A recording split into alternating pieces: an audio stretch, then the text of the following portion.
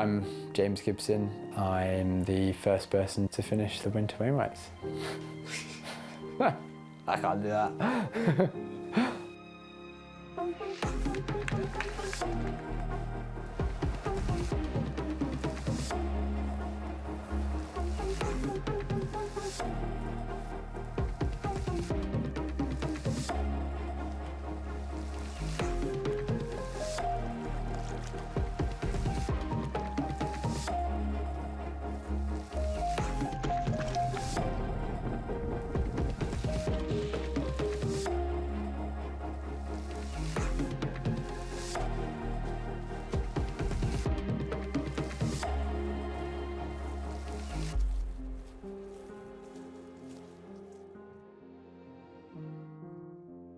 I live in the Lake District.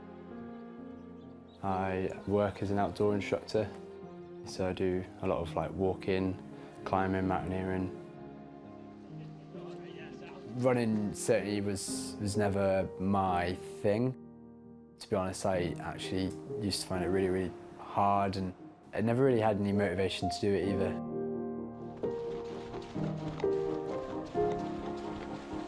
I don't think it was until relatively recently that he started to admit that maybe he might be a bit of a runner.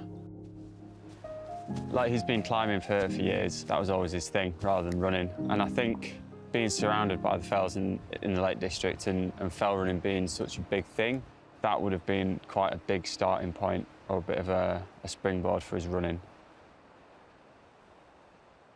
My sort of passion, I guess, with running would be the big days in the hills, some of them being multi-sort of days.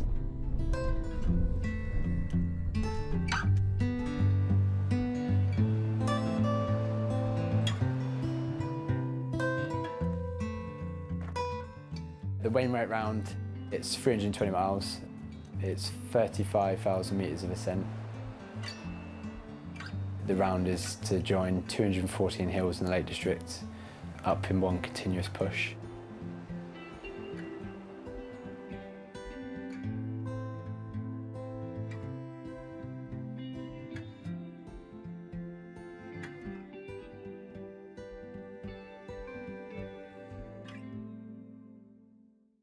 How would you describe the Wainwrights Round to someone who's never heard of it before? Savage. Absolutely savage. It's hard to get your head round. The Wainwrights Round is probably one of the biggest rounds out there.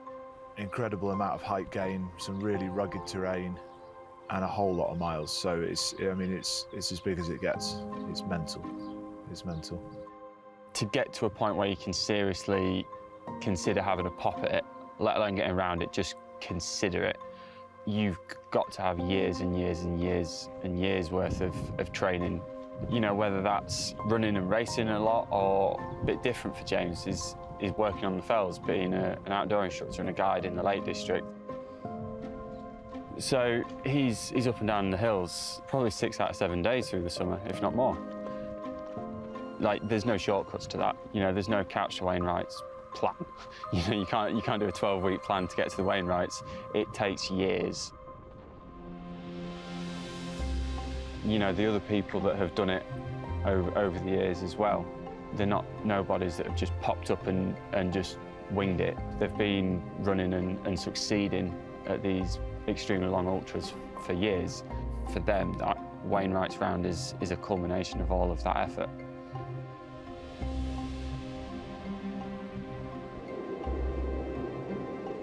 So the Wainwright Challenge is a pretty epic task. You're pushing your body really to the limits in terms of sleep deprivation, and you're not really allowing it to recover from the exercise that's done on a daily basis of a huge amount of ascent, a huge amount of descent.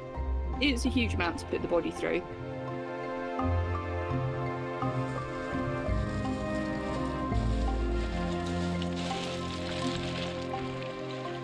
Completing the Wainwrights is such a tough challenge, both physically, because you're doing 50 miles a day, 5,000 metres climb a day for 7 days.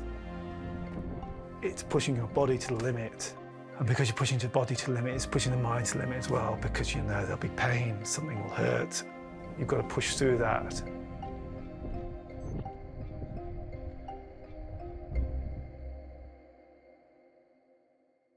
A good friend of mine, Paul Turney, he managed to break Steve Birkinshaw's record in 2019.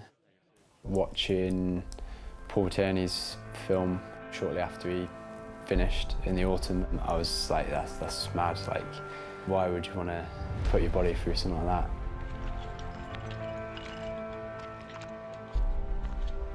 And then, I guess over the last couple of years, I've done some of the longer stuff and really, really enjoyed it. It sort of got me wondering with the winter, no one's really done that yet. People had sort of tried it and not succeeded, so I sort of had an insight that it was as hard as what I thought. The challenge is hard enough, and then sort of making that harder by doing it in winter was definitely something that inspired me.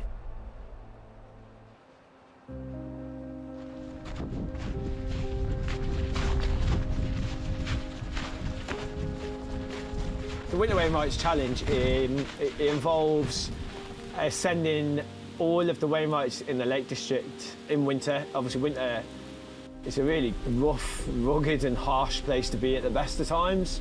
So to go and go onto the hills, that's a different kettle of fish altogether. Move back, move back, move back, and slide in.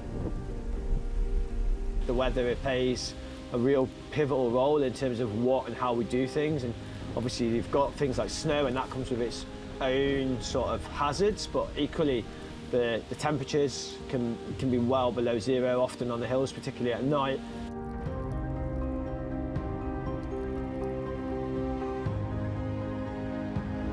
Isn't it?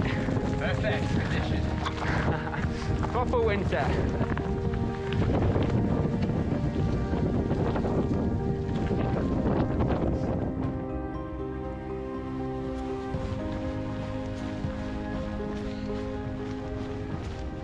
Having that extra challenge on top of what is very hard anyway made me think, is it possible?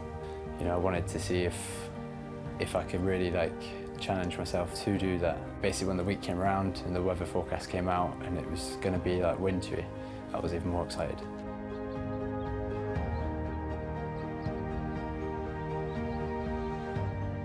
My first reaction when James told me that he was going to do the Wainwrights was probably quite unsurprised, really. He's always looking for that different thing to do. The fact that he wanted to do it in winter, it just kind of checked that kind of James Gibson box, really. He searches out for those additional challenges, that sort of thing that somebody's never done. So my first reaction when Jim Bob told me he was going to do the winter attempt is he will absolutely nail it, because he's a machine. He's literally the hardest guy I know, and I was just amazed that he was thinking about doing such an incredible challenge. Pretty mind-blowing, to be fair, the thought of even attempting it. He loves that adventure. He loves that being in nature. He loves kind of suffering in that environment. I think he feels at peace with it. So I was really excited for him, and yeah, if anyone was going to do it, it was going to be him.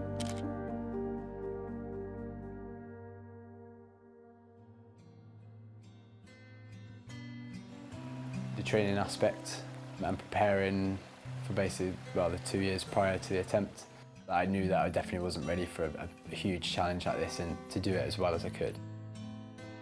So I sought Paul Turney's advice, and he kindly coached me for those sort of 2 years.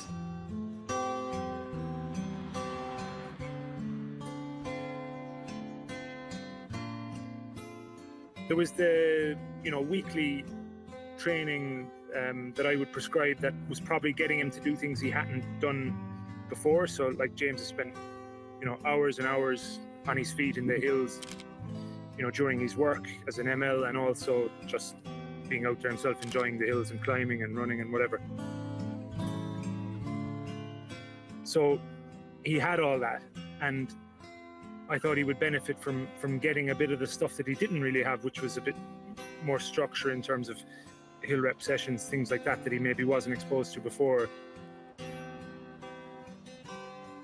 We didn't need to worry about his endurance, you know, that was there. And obviously, because James was wrecking the route, he was going to be getting those bigger days anyway. So it was really putting in some stuff he probably hadn't been used to doing, various different hill rep types of sessions, and exposing him to things that would maybe just, you know, push that adaptation a little bit more than doing the same stuff he was used to doing.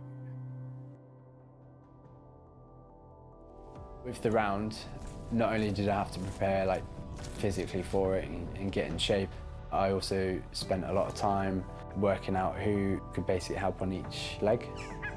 So I tried to pick people that were local to those areas and those hills and know them really well. So I spent a lot of time, you know, asking people that I'd never met before, sort of if they'd be free and if they'd help out on certain legs.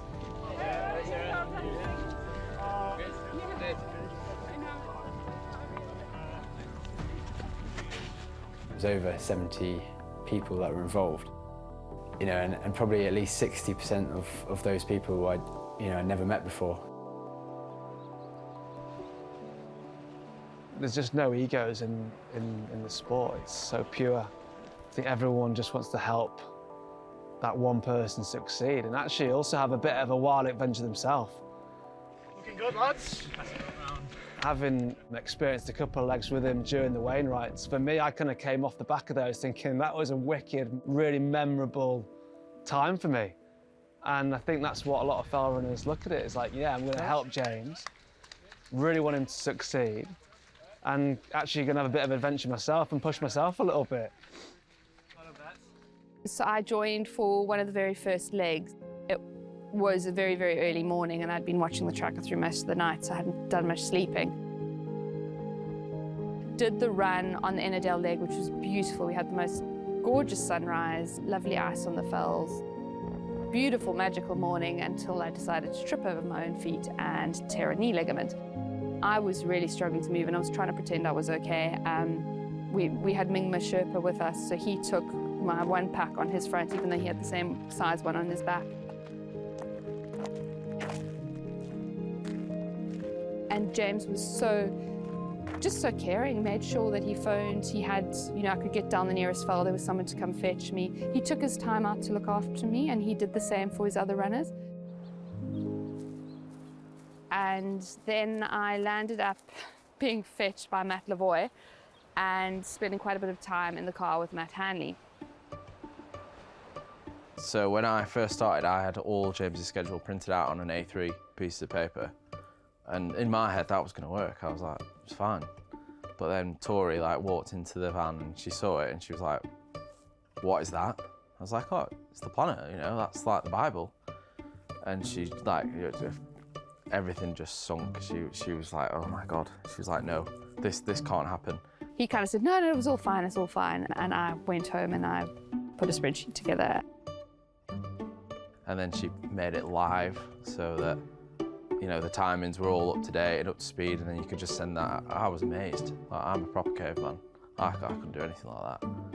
So that made my life so much easier, like logistically. Where I've been really, really lucky is I've been involved with Paul Turney's Wainrights, with Sabrina Vergie's Wainrights, to have access to people who've done really good spreadsheets before, and I just used the framework that they built and updated it with James's timings.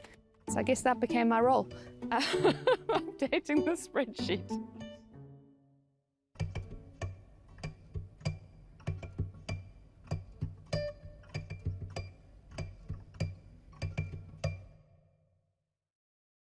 So I knew going into the Wainwright round, I needed sufficient kit. Key bit in winter is being warm enough, but equally not too warm. You never really want to be sweaty in winter because once you're wet, then that gets cold. So a really good combination of layers to cover everything from down in the valley on some of the faster sections all the way through to a 40 mile an hour, 50 mile an hour wind. A range of gloves and hats, lots of different mid layers and synthetic insulated layers. And then additional layers on top of that, so a really big insulated jacket that was probably never worn while he was moving, but was always there as a backup. And then just all the extra bits like survival bags, emergency shelters for not only him, but he was also keen to make sure that he had provisions there to make sure that if one of the pacers had an incident that they were taken care of as well. Obviously he had his phone, but we had the trackers and spare power for all of that, so we always had a chance of being able to communicate with the support team. Go ahead, we're taking requests yet. Thank you. Someone who helped out works for Innovate. Innovate basically kind of gifted me some shoes, which helped me finish the later part of the round, really, because my feet had sort of grown a full size, and something that I didn't anticipate in winter. But off the back of that, I've wore Innovate shoes for the entire period, basically. Oh, legend. This was my part. Yeah, thank you. My feet are swollen. I know. I was accusing this on Thursday. No, my feet don't swell. Well, yeah, I got them out yesterday. They're 9, so hopefully they're. Yeah. Thank you. No problem. In terms of nutrition, that side of things was a really big challenge in itself. My best mate, Matt Hanley, was in charge of that. Yeah, his role was essentially to drive the van that we sort of hired for the week around basically the Lake District and to be at pretty much every single checkpoint. I think James just assumed initially that I was just going to run a few legs and do this and that. But then I realised that he was going to need someone, basically like a babysitter. Waterproof socks underneath you. In between legs, it was just like, right, give me all your electronic stuff. I'll get that on charge. You go and get changed. Everything's out on the bed for you. Like support runners, you grab this bag, take everything out of that one, put everything in that one. Yeah, it's like having a small child, but worse. Yeah, it was exhausting. Should we eat some food? Get your head down. Get Yep. Get Right. yep. Let's do it. Thanks everyone. Basically, I didn't need to do anything for a whole week other than keep moving my legs and keep moving forward.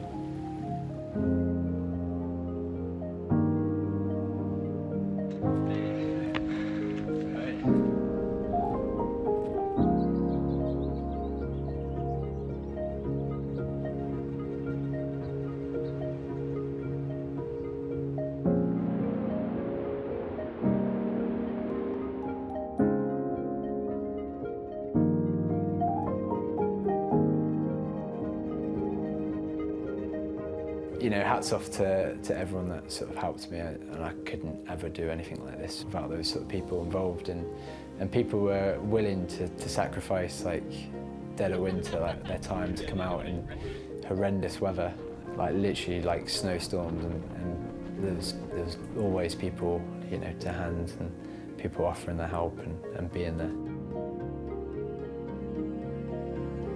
Support crews are a huge help, really important.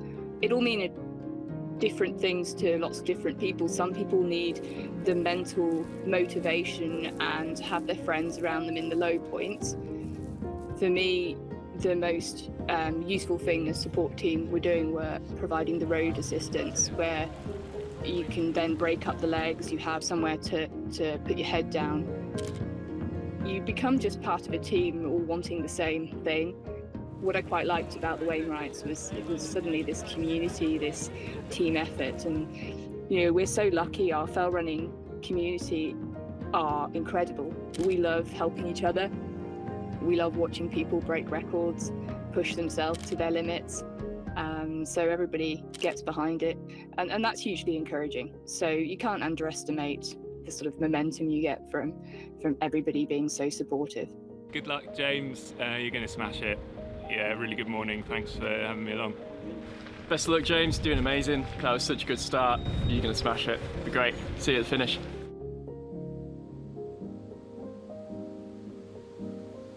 I'd recce the route at least 2 or 3 times previously, so I knew a lot of the legs very well. So yeah, I was as prepared as I could be. I just needed everything to fall into place.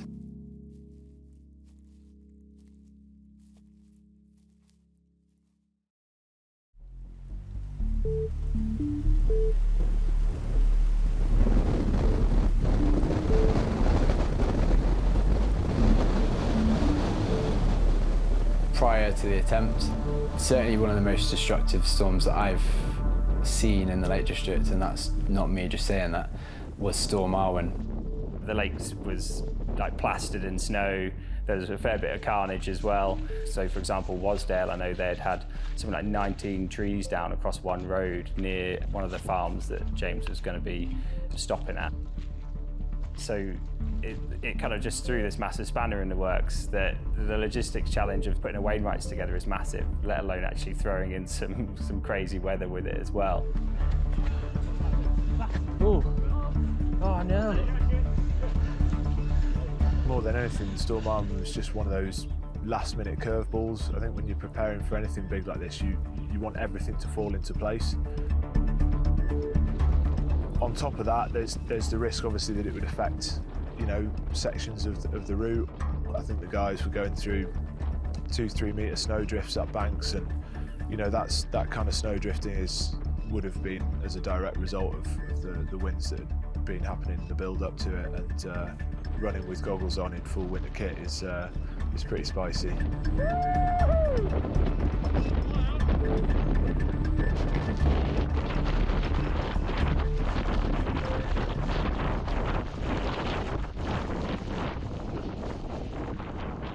I think the biggest challenge was probably more the ability it could have to throw you off course mentally.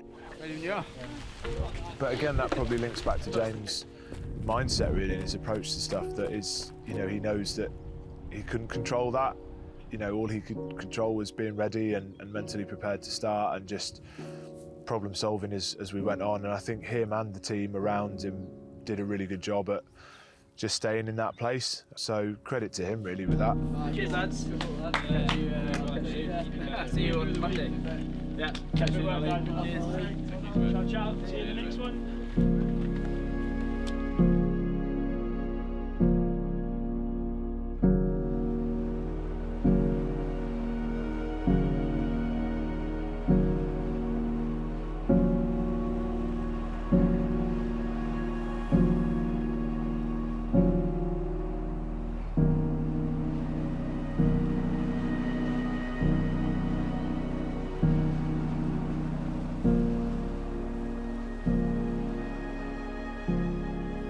When I was planning the Winter Wainwrights and asking people if they could help out, I found out another bit of information that someone was having a go within that same period. And it wasn't until a couple of days before I found out that Tom Hollins was having a go on the 1st of December. And he was starting 1 hour before me. That kind of threw a really interesting dynamic in, because finishing is great, but whoever finished first, irrespective of time, became the first person to do the Winter Wainwrights. He would tell you that he's not competitive, right? He doesn't enter fell races. He doesn't kind of pay for entries. But trust me, he is one of the most competitive people I've ever met in my life. Kind of dot watching throughout that period, you're there kind of flicking between these two dots, going, where's he? And they took different routes, which was very interesting, which kind of made it a bit harder to second guess who was maybe in the lead, as it were. But a race certainly developed. No matter if anyone at the start of that event said, we're not racing, it definitely occurred. My first run bit with James was on leg 3. We got to the top of Fell Barrow, which is the second peak of that leg, and we saw head torches from the Tom Hollins group over the other side of the valley, where they'd just got up onto the kind of far side of the Loweswater Fells. And James said to me, he's like, that's about an hour away. And I was like, well, I don't know, mate. And I mean, we were off that summit, we were gunning for those lights. And we got to the top of those fells, and I looked at my watch, and we were pretty much 59, 60 minutes from Fell Barrow. And those guys had a target on their back, essentially.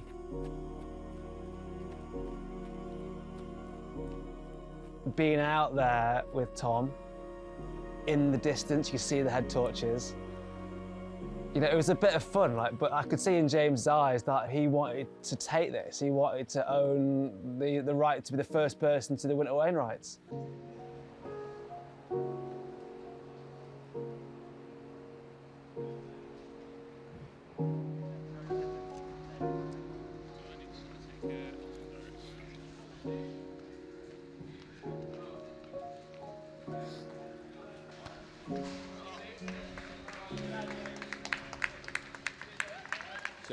So day one, 2 legs, well 3 legs technically. We had we had an awesome time on the hill, albeit sort of maybe a bit quick at times. Conditions are really good, and at this present moment, I was there. We're 8 hours up on schedule. I mean, it was a real pleasure to run with James. It was an honour to be asked to crew him on some of those legs as a very average runner myself.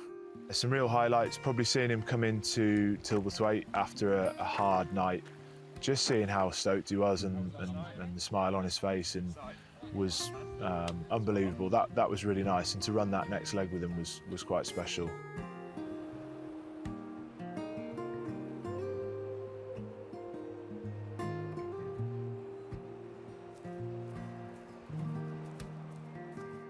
That was the leg where I think the sort of slight diva came out in him of putting in his food orders on the way into Stickle Barn as we ran across Lingmore.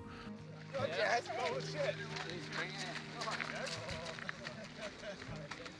think he just wanted everything, from protein shake to bowl of chips to Coke.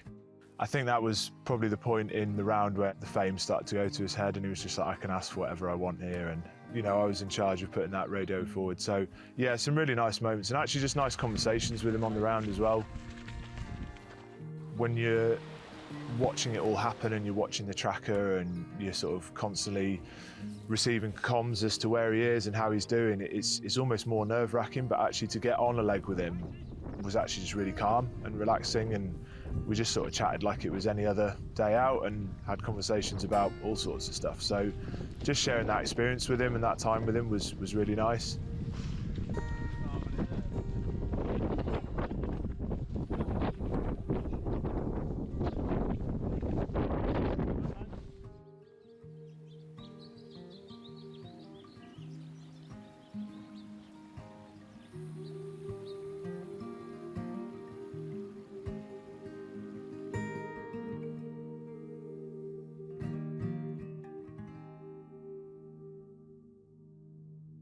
I had a good feed and a stop in Kirkstone Pass, and then I went out with a really amazing team.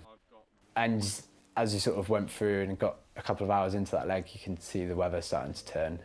So you know, it was getting snowy. The winds were slowly sort of picking up. It was getting really strong, and it was just turning dark at this point as well.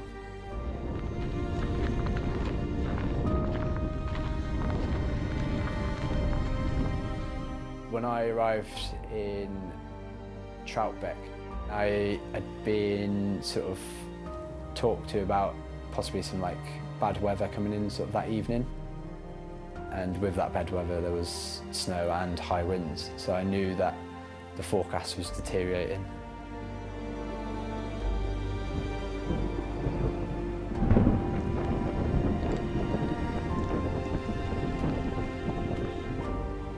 We sort of got an updated weather forecast.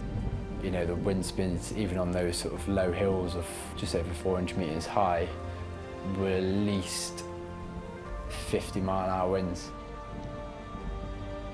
Fortunately, within the team, there was just this melting pot of amazing experience from like an ultra running side of things as well. Just going, this is possible, this isn't possible. I obviously left James and the support crew at Kempmere. We'd all had a bit of a chat about what the options were based on the fact that, you know, there was some serious snow getting dropped off. He just came straight into the bus and was like, yeah, I'm not going out in that, we'll just wait until it stops. I think James showed like a lot of maturity, a lot of belief in himself and his own ability, that it was okay to lose a few hours, because in reality he was going to make that up and more. And that's very difficult to do, and for him to react in that way, I thought was, you know, just brilliant. There was a lot of things at play there as well that could have tempted James to go out. You have to remember that the guy's been running for 4 or 5 days at that point. He'd made that conscious decision already, and it was a bit of a testament to maybe just how switched on he was and how much he wanted to keep people safe. Like, whilst we'd have made the decision maybe for him or suggested it, he'd already done that. So how did I feel about him going out in that? To win a Wainwright for a reason, quit your whinging. You wanted snow, you got snow. You want it, like... You just got more than your bank now.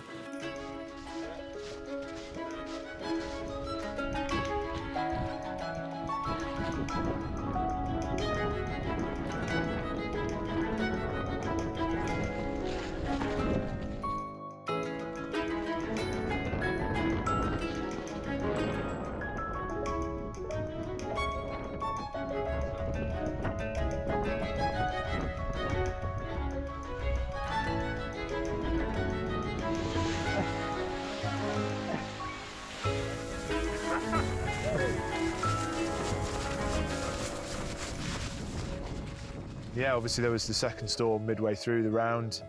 He was very lucky in a way, I guess, that he had some very experienced people around him, the likes of Paul and others, and who could give him advice around that, and I think that served him really well. When I arrived at the van, Tom was just leaving his van, and I said, like, I'm sure you know already, but winds are really strong up there. There's a lot of snow forecast. It's going to be a really, really hard night. He carried on. He went through the night, and you know, we sat that storm out for, I think it was about 7 hours in Kentmere, waited for it to pass. And I'm very glad we did, because I was getting some sleep and the van was, like, you know, rocking side to side, and that was at valley level. So I dread to think, you know, how Tom must have felt high up in those hills. Yeah, it must have been very, very hard.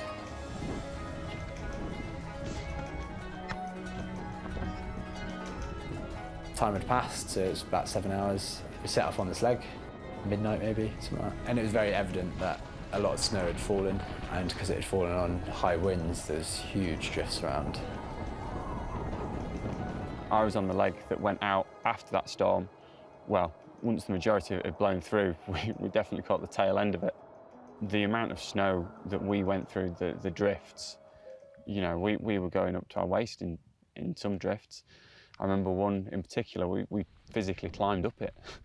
So it was above heads, it was huge.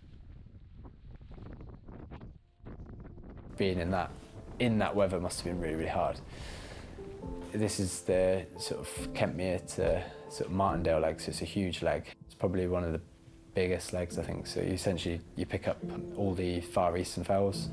Sort of a quarter of the way into that leg, just before sunrise, sort of discovered that Tom had come off the route and descended down to Haweswater.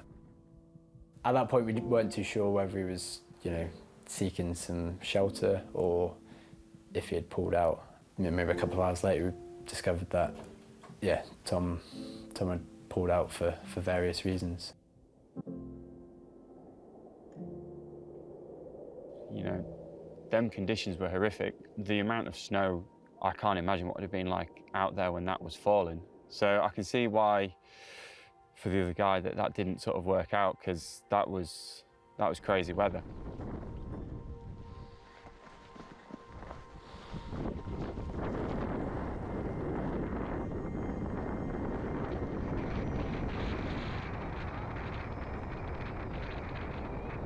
When it came round to the point that Tom dropped out, I certainly felt a weight of relief off my shoulders, because we could then just focus back on James and his schedules.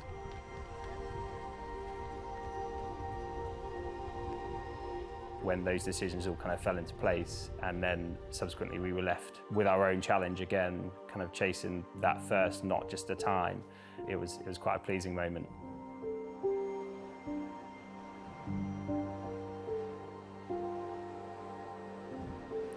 After that big Far Eastern Fells leg, like, there was a lot of snow in the Lake District. And you could see that when the sun rose, everything was pure white. It was probably a lot easier on skis than it was running, that's for sure. I had to just keep pushing on, and that leg specifically took, like, way longer than what it would do normally. So it was very evident that it was going to be slow going because of the conditions in the foot. There's people who knew those hills super well, like Charlie Sproson. They're literally on his doorstep and he was having to like fully navigate these legs because you couldn't see the paths or anything. It was just all under snow. We were in full winter mountaineering kit, fell shoes and goggles. It was really tough going. Probably one of the toughest bits of running or time on the fells I've ever had. I think there's 3 or 4 of us there. One of the lads, Harry Shull, that day was his 30th birthday. We set off, I think, 2 o'clock in the morning. We took a little hip flask of whiskey and we battled through this tail end of the storm and the massive drifts, and we got a pretty incredible sunrise on the top of Brands Tree.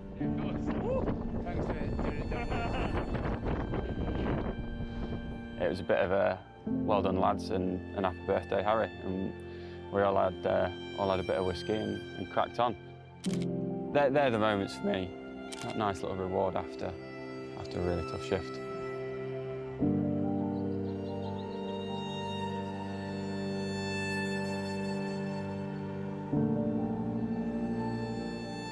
Going into that next day was really tough. I remember going along the coach road, feeling like, my body had nearly probably had enough. It's probably the 5th day, maybe. I was moving as quick as I could, but I knew that I was probably, I don't know what speed it was, but it felt very slow, and I couldn't give much more. And I got into Dockeray, and it basically all just hit me like a train. Emotionally, it hit me pretty hard. I'd gone down to Dockeray to see him at that leg. You could just see that this was like the shell of James Gibson essentially appearing at the pub. There was a major chink in his armour at this point because of what he'd just been through. I think it dawned on him how much he'd achieved, but also how much more that he had to go. And I think for me that was the kind of key moment in his round. Having that adversity, having that challenge, having that difficulty, showing a bit of emotion, and then resetting and just going again. And for me that just was just an incredible moment. And it just, he might say differently, but I think that was when he knew that he was going to complete it. The second he walked out that pub and set off on that leg.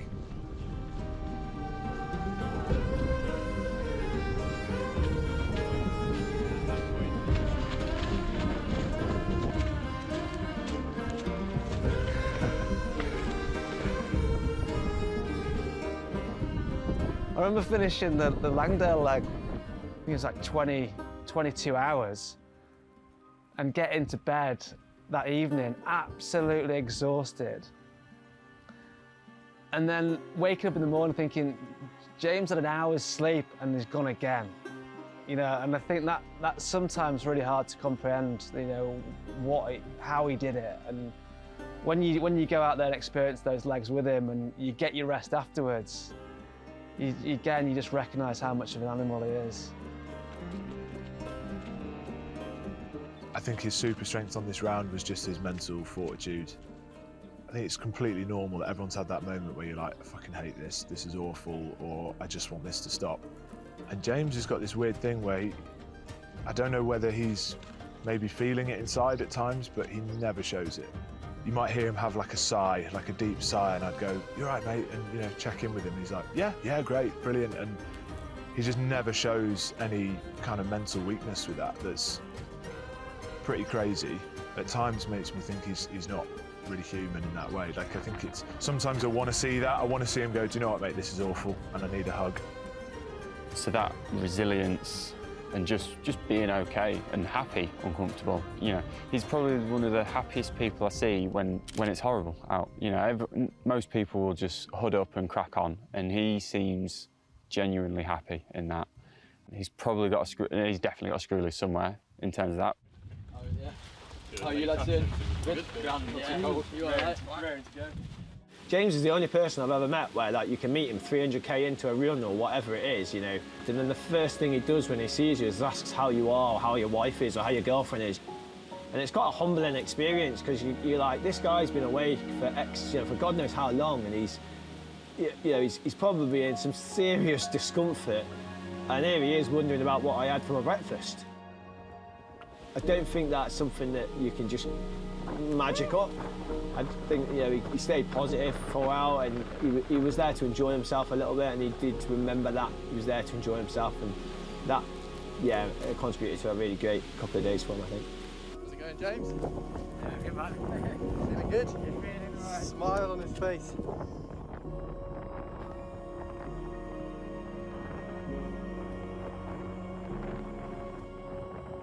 I knew that I was going to have like low points, and I knew that it would come with a high again. I just had to ride out those low points and get through them. You just got to have that resilience to keep pushing through, and having like an amazing team around you definitely, you know, helps hugely.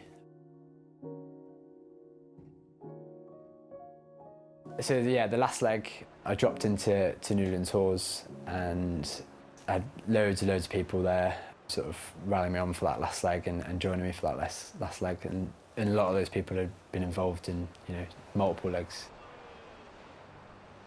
You know, I'd gone through like storms, not only one, but, you know, multiple bouts of like bad weather. I'd felt really rough on times and managed to basically keep pushing on. And I knew that all I had left was hours rather than days. So, you know, I was feeling like on top of the world. So we set off on this leg. It's sort of like one of the most scenic sort of parts of the lakes. You get some amazing like vistas across the Lake District itself. So, you know, you can see all the hills, or most of the hills that you'd been on, and they were all like pure white. And we were having like a great time. You know, people that were on there, we were like literally like sliding down hills and snow, and it was definitely like my favourite leg of the whole experience. Yeah, I was really touched that James had asked me to be involved with the final leg, the glory leg as it was called. On top of that, he asked me to be nav captain for the leg that was a little bit of added pressure, albeit it's quite a simple leg to navigate. I think by that point, obviously, we knew he was going to finish. So just a real sense of enjoyment and shared sort of camaraderie there, and I think ultimately everyone was just really pleased for him. Yeah, we ran rounds up onto Hindescarth, onto Dale Head. I remember getting to the summit of Dale Head, and it was just unbelievable. We could see Keswick, we could see the finish. I don't know, just the energy was amazing. Dale Head, number 212. And then running round onto Maiden Moor, there's a little trod you have to take off. The true summit is slightly off to the left, and I was aware of this, had been over it many times. Me and James had discussed it beforehand, and I navved perfectly over to it. I will say I navved perfectly to it, but typically James, the sort of sarcastic James, we got to the top, and then he's sort of asked me, "Are you sure this is the top?" And I was like, "Yeah, of course it is. You know it is. We all know it is." And as we started running down, he put this like seed of doubt in my head, and then he asked me again. And we had this weird 5 minutes where everyone was pulling out their phones and worrying if we'd hit the summit or not, and all the while he knew we had. He was just basically winding me up in typical James fashion.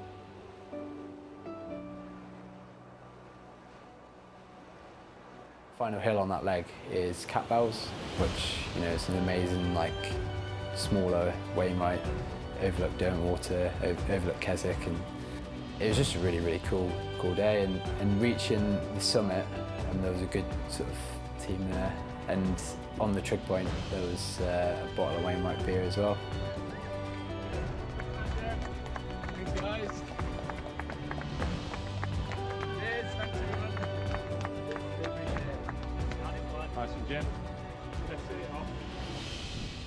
Yeah, just, you know, enjoyed, took in the view, and tried to, you know, recall on what had just happened.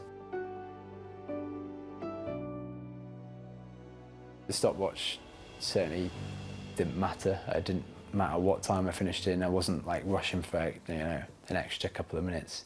It was more like just appreciate the moment. Is that still filming, Steve? Proud of you, man. Thanks. Come on. Drink it. Well done, mate. Really proud of you, man. So yeah, I had a really cool time on top of cat bells, and then all I had to do now was just get back to Keswick. So, you know, I was on a high, my adrenaline was kicking in, and yeah, I was moving really well actually, regardless of, you know, what I just endured.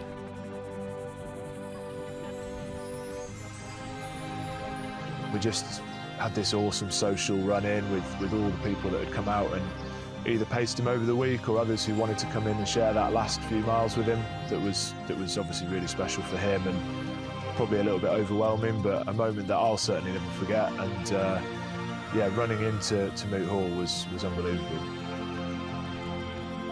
I'd never been in a race, so I never had that sort of like atmosphere sort of feeling of getting to like a finish line.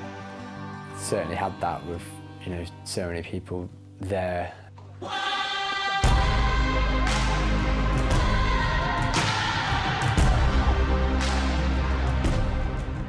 I knew that he would have generated some interest, I guess, and I knew there'd be a small crowd. I thought it'd be like the hardcore fell running community would have come out to see him, but there was literally hundreds of people lining Moot Hall. Yeah, it was unbelievable.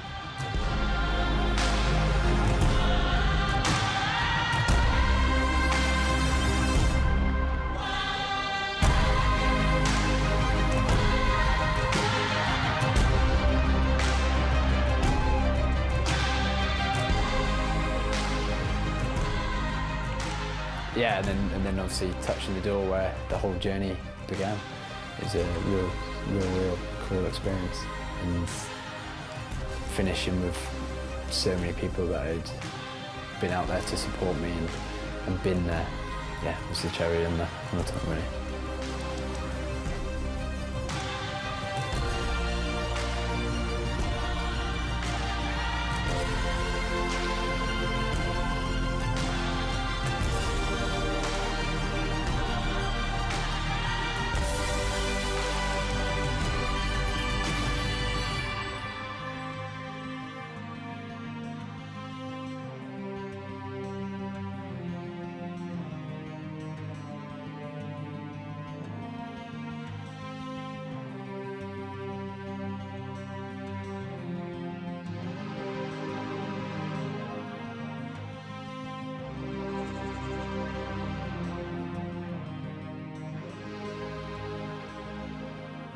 Upon finishing the round in winter, I felt like I was moving really well at times.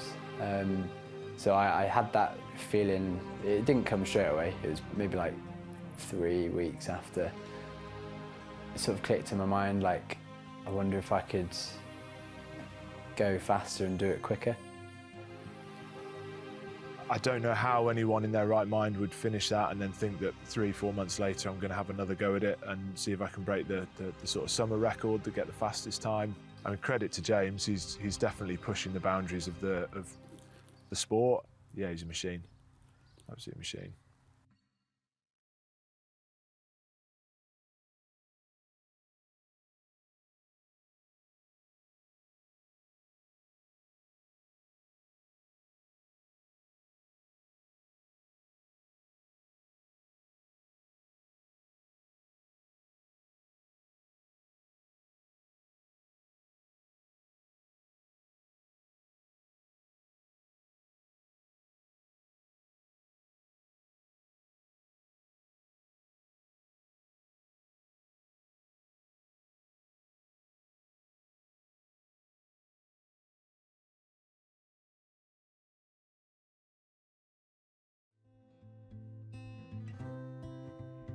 Amazing. And home straight, last question.